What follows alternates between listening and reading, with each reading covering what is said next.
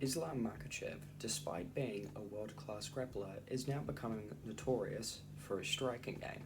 He's always been a very good striker, and it's a thing that a lot of people hold over him against Khabib, that he has better striking. And he's always been known as an excellent defensive striker, but in his title run, he's really blossomed offensively, and he's shown that he can stand with and knock out the very best strikers in the UFC. So, let's break it down. So let's begin with arguably his most impressive performance, which was against Alexander Volkanovski in the rematch. So he opens up with a lot of kicks, inside low kicks and front teep kicks. Now, you don't need a lot of different kinds of strikes to confuse your opponents. You just need a few of them to blend together well, and that's super easy to do if you're a southpaw, and that's why the opening for the kick, it all blends together. You know, you can do the round kicks, you can do the inside leg kicks, you can do the front kicks, you can even do the head kicks later on, you can do body kicks, you can do a lot of different things with it, and Makhachev is just immediately setting the blueprint of how to, fight Volkanovski and how he fights him in this fight. Makhachev, as a southpaw, wants to control and maintain distance very effectively, especially being the longer fighter, so he hand fights a lot with Volkanovski and allows him to judge distance. When Volkanovski tries to throw an outside low kick, Makhachev's able to just ever so slightly slide out of the way. And then later on, when Volkanovski tries to enter an exchange again, Makhachev just fakes the right hand, and that prevents Volkanovski from continuing forward, just keeping Volkanovski where Makhachev wants him. Here we see the first head kick that Makhachev throws in the fight, and it hits Volkanovski, but it doesn't land flush or clean. His leg starts to kind of point upwards as he's going up, so he aimed the kick too low, and Volkanovski was able to block it. Makhachev makes note of this for later. Makhachev goes back to the kicks, going to the inside low kick and then the body kick again. He then gets Volkanovski along the fence. Now, Dagestani grapplers, particularly Khabib and Makhachev, love to grapple along the fence, so Makhachev begins an exchange. Volk isn't really sure whether it's a takedown or it's a striking exchange, and Makhachev lands a nice left hand around the guard. Then, Makhachev again has Volkanovski up against the fence. He goes for a head kick, but this time, no huge setup. Volkanovski just tries to block it. He just aims it ever so slightly higher, and it just catches him right above the glove, right on the temple, and flatlines him. Just that minute little difference, a game of inches, as many often say, makes all the difference. And here we have his most recent fight against Dustin Poirier, which was quite an interesting fight because a lot of people thought Makhachev was just going to run through Poirier in the first or second round, and this actually ended up going into the fifth. And Makhachev did have staph infection, but he showcased some really slick striking. So, Poirier is getting pushed against the fence, and he opens up with a leg kick. Makhachev, instead of checking it, just slides ever so slightly out the way. This allows for Poirier to whiff on the kick and not be in his stance, unlike checking, where the opponent can kind of get back and recover. Makhachev uses this mess to take a few steps forward and just cover a bit more distance. And in another exchange here, we have Makhachev just throw a front kick up the middle. Not entirely intended to land, but Poirier wants to be aggressive, and he's a fighter that stands very, very square, so that front kick just kind of prevents Poirier from coming into distance. Now here in the first proper exchange of the fight, Dustin steps in hard with a jab, and he sort of starts to drop his right hand after he throws it, which is just natural. Poirier always does this. Makhachev slips on the inside. It does get hit, but he slips on the inside and lands a nice left hand over the top, which, kind of makes Poirier, count his teeth for a second. Makhachev then comes up with sort of like a stiff arm right hook, which gets Poirier to put his guard up and start backpedaling, because he is kind of hurt here. And then Makhachev throws a left hand right down the center, and then eventually chains it into a takedown. Just good boxing exchanges that are contending with Poirier. Dustin obviously wants to be very aggressive, stepping in with the jabs and trying to pedal forward. Makhachev just slightly moves out of the way, not trying to get close into Poirier and risk longer striking exchanges. When Makhachev finally does let Poirier get close, He grabs onto the head, grabs onto the arm, and slides a nice knee up the middle. He does this a couple times during the fight where he just knees Poirier in the face when he wants to get close. It just deters Poirier from being in the range that he wants to be in, and it's a knee to the face. It's going to do damage. Poirier now has Makhachev against the fence. Makhachev tries to throw a big left hand and whiffs on it. Poirier weaves under, but Makhachev is able to use this to step out and around and get back control of the center. Just nice defensive footwork from Makhachev. Makhachev's jab and his right hook in this fight were on point, and he starts to build off of it, especially in the second and third round. Makhachev pumps the double jab almost as a fake to see what Poirier counters with. That's a check hook. Again, then Makhachev actually commits to the double jab. Poirier goes to throw the right hook counter. Makhachev cracks him down the center with a nice left hand. As the Weasel always says, straight punches beat looping punches. Just hits Poirier straight down the pipe. This double jab cross combo really works for Makhachev, and it works for a lot of fighters. It's a very good combo. It's very reliable, and not a lot of fighters can consistently defend it. Just an interesting exchange here. Something to note in the fight was every time Poirier defended takedowns and got space, he got significantly more aggressive. And here Poirier tries to enter into close boxing range. And Makhachev, while he does miss, he throws a nice elbow that actually gets really close to landing. He did this against Volkanovski in their first fight at one point. I don't think I made note of that, but it's just interesting to see how Makhachev actually has quite a lot more dynamic strikes than people initially thought. Here we see Poirier land a nice jab, and he starts going for a wide left hook. The difference is Poirier only really has wide hooks, right? A lot of Poirier stuff comes around the guard.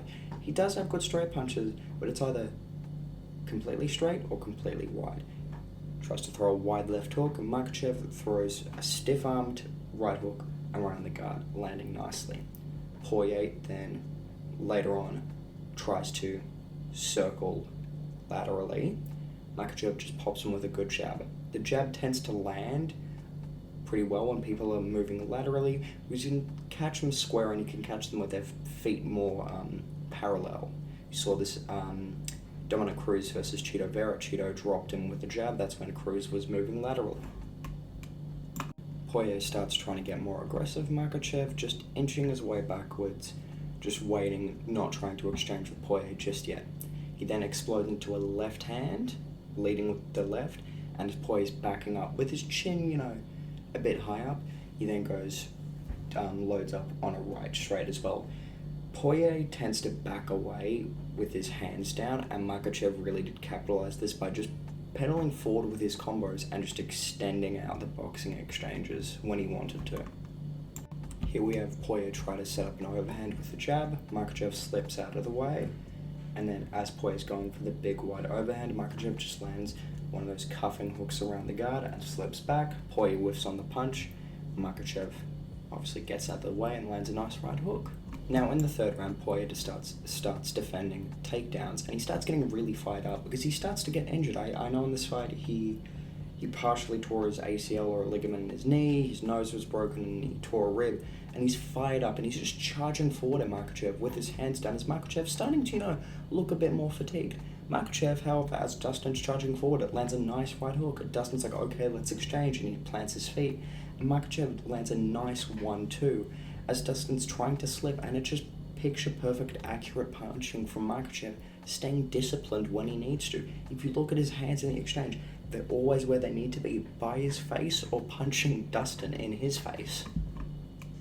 Now, Makhachev throughout this entire fight has been grabbing onto Poirier's neck and his head whenever they're getting close. Not always doing something with it, but just grabbing pulling his head down, and this gets absolutely exhausting. Let me tell you, from wrestling, if someone just constantly has a collar tie on you and is pulling your head down, it is annoying, it is exhausting, and it just sucks. But Makhachev actually uses this to land a massive knee in the third round, which arguably it could have broken Poirier's nose, and it hurts him real bad. So Poirier starts to backpedal with his hands up, Makhachev starts putting out jabs, Poirier again starts ducking and putting his hands up. Makhachev steps in with a nice left uppercut that lands clean. He did this against Volkanovski as well. And then he grabs the head again, goes for another knee. I think this lands to the body that time. Just very impressive work mixing up the targets and making adjustments. Makhachev again just landing that long right hook counter as Poirier starts to come into range.